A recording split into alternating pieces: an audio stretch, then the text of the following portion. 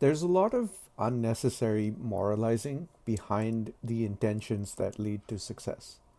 For example, there's a lot of advice to manage anger or pain, or, for example, against seeking vengeance, whatever it might be.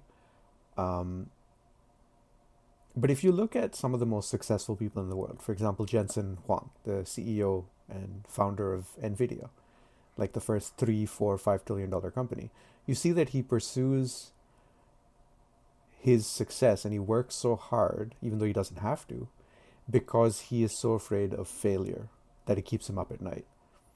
And I think for a lot of beginning entrepreneurs, the reality is it will be much easier to be motivated by pain and so called negative emotions because you might be angry or hurt or sad or insecure, whatever it might be, as opposed to trying to achieve these things and the violent effort it takes purely from a place of aspiration and joy and hope and positivity.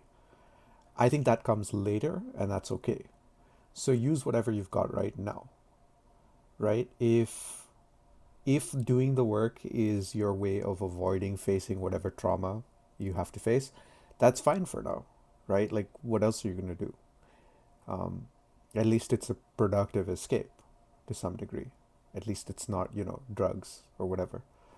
Um, I think it's easy to get lost in trying to optimize everything about why you're doing what you're doing. But the reality is, if you can just get it done, then the why won't matter. And you can sort that out later. Ultimately, most of our reasons are just a post hoc rationalization of what we already did, right? That's the way our brains work.